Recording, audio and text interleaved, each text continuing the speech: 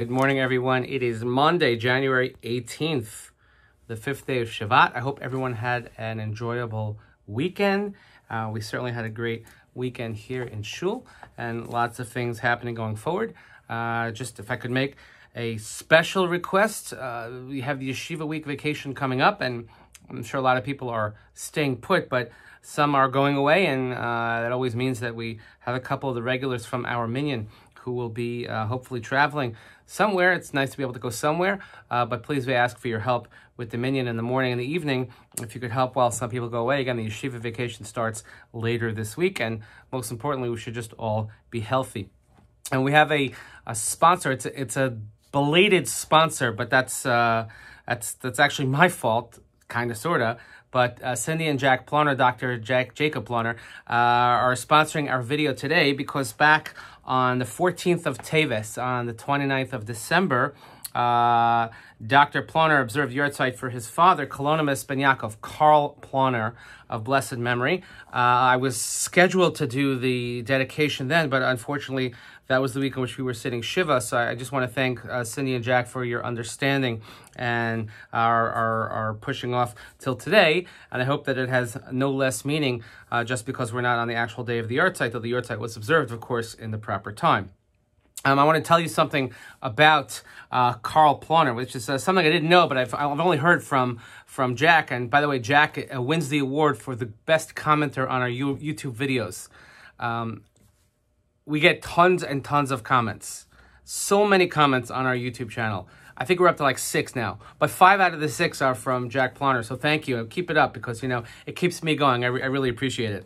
But I want to just tell you a little bit about Karl Ploner, that he spent 5 years in concentration camp, which they said if you would have known him, you never would have known that. And he lost his entire family, and the only surviving members of the family were 2 of his older brothers. And when he came to America, he very much adapted to the life in America. It said he had a great sense of humor. He had a tremendous amount of friends. Everybody liked him, and he had a tremendous work ethic. And he was, again, very well liked. Even by those who hated him, they liked him. Always a smile and encouragement by giving to family and friends both. And he was a shrewd, successful businessman, but he never had to be asked personally to help out a colleague or a friend. And over the years, strangers would come up and say, I was in the camp with your father, and I wouldn't be alive today except for him. You see, his gift was human insight, empathy, loyalty, awareness instilled in him by his family. And he had a very, very special relationship with his surviving brothers, as you can imagine, the bond. And he knew how to make his way through situations to be able to survive. Again, that certain shrewdness which we see among the survivor population is something that's another thing that's kind of being lost as we lose more and more survivors each and every day. He always shared any of his success and his abundance. He shared with whomever he could, with family and those who were less fortunate. And as Jack said, he was my hero, his mentor, and his friend. And he lives forever because, of course, we know Jason Ploner. Jason is named for him. And, of course, with the additions to Liz and Jason's family, first we had Jordan Karl is named for him, Kolonimus, Jordan Karl, and then Blake Felix, or as we like to call him, Blake. Blake is named after the older brother, and Jason is named after the oldest brother. So he had 2 children. He had 6 grandchildren and 5 great-grandchildren, and that is indeed his greatest legacy, and may his memory forever be a blessing. And I want to share this Devar Torah in honor of such an incredible man who really served our people and set an example of what resilience means. So in the parsha that we're going to read this week, in Parshas Bo, which we're familiar with because it has the Exodus in it. It's the beginning of the story of the Exodus. Next week, when they leave, when the story of Beshalach and the singing of the song at the sea. But Bo, we have the plague of the 10th, the 10th plague, the killing of the firstborn, and the Jews actually leaving Egypt. And then we have the laws of HaChodesh Hazeh Lachem. Chapter 12 begins with the first mitzvah that's given to the Jewish people. Here they are, they're freed slaves, And God gives them the first mitzvah as a nation, the first commandment, and that is Rosh Chodesh. We just had Rosh Chodesh last week. To establish the new month. Is that every month people would see the moon, they would have witness testimony, and they would come into the court, and the court would decide what day Rosh Chodesh is. So I'll read with you a passage that comes from the New Koren Chumash from Rabbi Soloveitchik.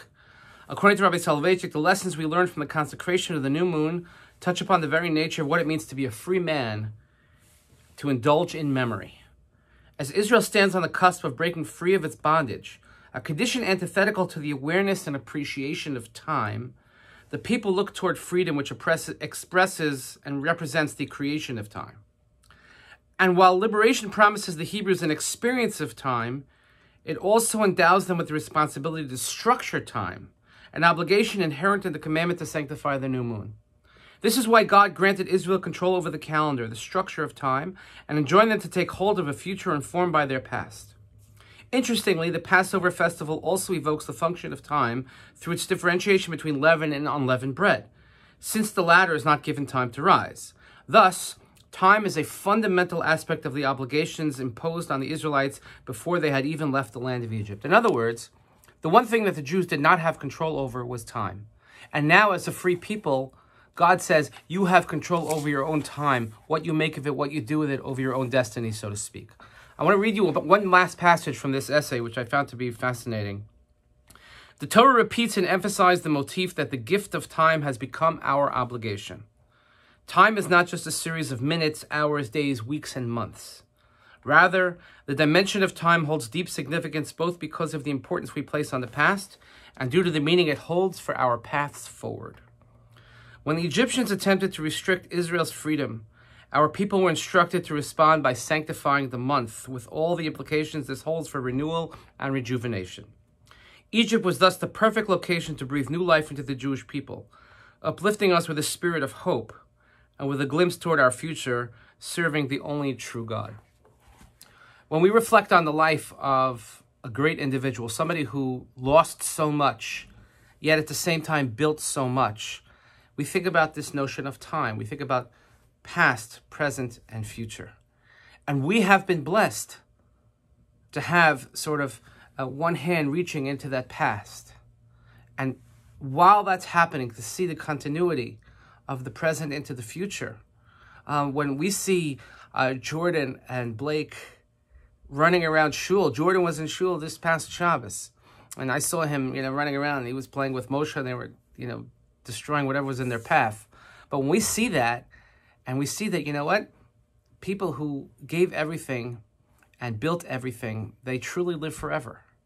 And this is the gift of time.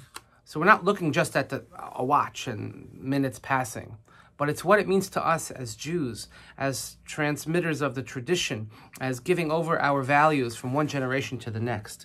So indeed, Kalonymus Ben Yaakov, Karl Ploner, he and his brothers, they created a legacy where one was stolen from them. And they created a legacy that will last forever, because we see what happens with Jack, Cindy, and Jason, and Liz, and the entire family, and now, of course, with great-grandchildren. That's how you know you've been successful. So may his memory forever be for a blessing. May we always remember his wonderful, wonderful qualities and the values that he worked so hard, that he survived and thrived to give to us. And again, may his neshama have an aliyah, and let's only come together for these occasions of simcha and remembrance, and let us always never, ever forget the sanctity of the time that we have right now, as we have to make the very most of it. Again, may the neshama have an aliyah. I hope you all have a great day. We'll see you back here very, very soon.